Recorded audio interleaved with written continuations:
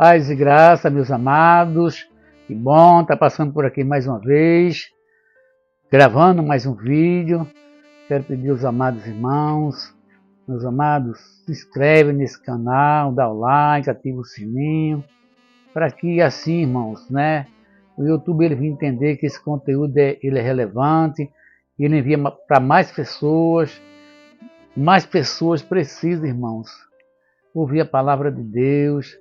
Isso é um vídeo evangélico, né? É diferente. Eu preciso da compreensão dos amados. Os amados se inscrevam e nos ajudem. Quero deixar para a meditação de todos, louvado seja o nome de Jesus, aqui no livro aos Hebreus, capítulo 11, o versículo 1, que vai falar sobre fé, né? A fé, irmão, a fé é o firme fundamento das coisas que se espera e é a prova das coisas que não se vê. Não vemos, mas temos fé. Acreditamos e cremos que tudo pode acontecer com fé. Hebreus capítulo 11, versículo 1. A jornada do discípulo de Cristo baseia-se na fé e se dirige pela fé em Cristo conforme a palavra de Deus. Ou seja, todo discípulo, todo crente, todo cristão que segue a Cristo, ele tem que ter fé. Fé, porque sem fé não chega a lugar nenhum.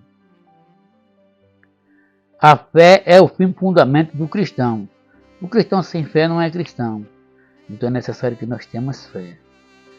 Sem fé é impossível agradar a Deus.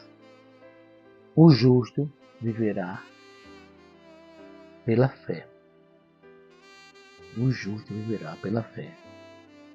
Meus amados irmãos. Hebreus 11:1, como nós já lemos, né? A fé é o firme fundamento das coisas que se espera e a prova das coisas que não se vê. Por quê? Por ela, os antigos alcançaram testemunhos. Pela fé, entendemos que os mundos, pela palavra de Deus, foram criados, de maneira que aquilo que se vê não foi feito do que aparenta. Sem fé é impossível agradar-lhe, porque é necessário que aquele que se aproxima de Deus creia que Ele existe e que é galardoador dos que o buscam. Sem fé não agradamos a Deus, sem fé não alcançamos nada. É necessário, é preciso tenhamos fé.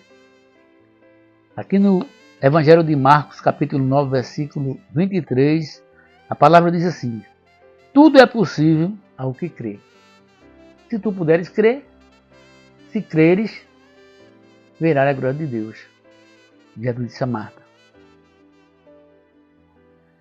2 Coríntios, capítulo 5, versículo 7. Andamos pela fé e não por vista. Efésios, capítulo 2, versículo 8. Somos salvos pela graça por meio da fé. Sem a graça, sem a misericórdia do Senhor, sem o amor, e se não tivermos fé, não tem salvação.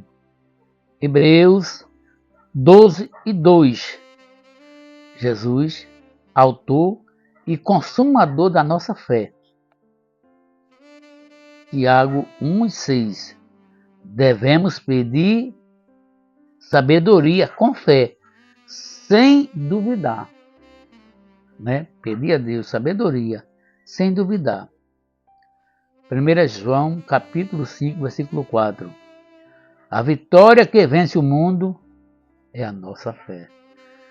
Então, sem fé, é impossível agradar a Deus.